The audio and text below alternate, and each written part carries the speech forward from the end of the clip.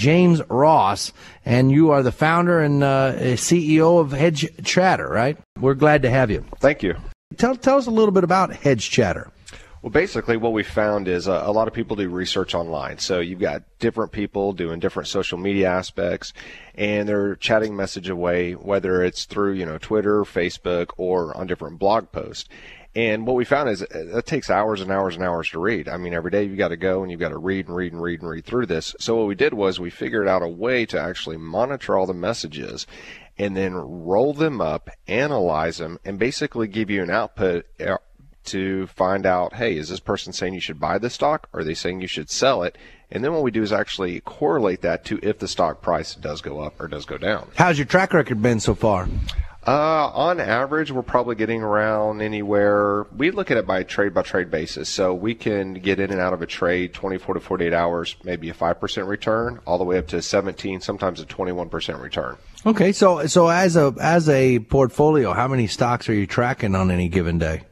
On any given day, individually, we track 5 to 10, because what we're looking for, because there's a couple different ways you can look at it. You can look at the stocks that are being chatted on the most, or you can actually watch the people who are chatting on the stocks. And then what we do is we watch what their win ratio is. So they'll go in and they'll say, hey, you should buy this particular stock. And we'll say, okay, what happens with, the stock over the next 24, 48 hours or 1 to 2 weeks?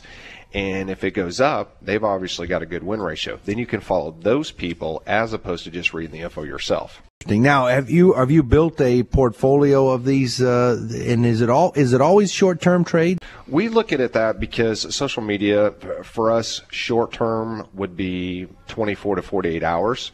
Long-term could be 2 to 3 weeks. So, the fact is that's an interesting trading tool. I would be surprised that there aren't some hedge funds that are doing, similar stuff that's not available to the public. Well, a lot of hedge funds have actually have asked us to sell our data directly to them. So those are some things that we're looking into right now. But we have a lot of traders that are using our service. They like it because the thing is, it's not necessarily about your track record per se, but it's following other people who are successful. And then if you make the trades they make, you're basically riding their coattails to success. I got to tell you, it's an incredible idea. People get their data from various places. And if you get the information to buy on one of the earlier guys who's early on that, you can make money.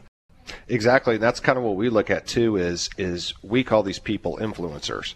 So like today, in today's world, we find that on social media, you don't have to be a big paid Hollywood star to suddenly have 2 million views on your YouTube video. That's the same in the stock world too. We're finding that people are influencing, and they don't necessarily need to be Jim Cramer, although Jim Cramer does have a heck of a following and a heck of an influence.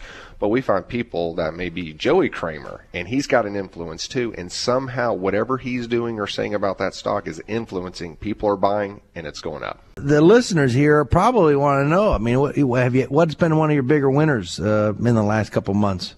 One of my guys, he's trading on it every day. We got into it, and about a week later, it went up 21%. And how many social media people are you following on any given day? Ballpark's about 60,000. On Wall Street, that's a huge number. Well, it's kind of like what you said earlier. I mean, there are more people chatting about stocks and being online using social media and really getting out on the internet talking about stocks than most people actually realize. It's kind of like the underworld of stock trading, if you will. In social media, what we found, what other PhD and researchers have found too that have been looking at this for several years like we have, is that social media, it's interesting because as it spreads, even though it can spread really fast in a day or so, the influence seems to follow within a couple of days. So there may not be, like, for instance, somebody says, well, there was an M&A with a big particular company, and suddenly its stocks, goes from maybe $5.50 a share to, say, $7.50, by the end of the day. We may not see that with social media. It takes a little bit of time. The word spreads fast, but the influence is kind of like an aftershock that hits the next couple of days. James Ross, your website is hedgechatter.com? That's it. Hedgechatter.com. Thank you so much for being on the George Jarkesy Show. Thank you, sir.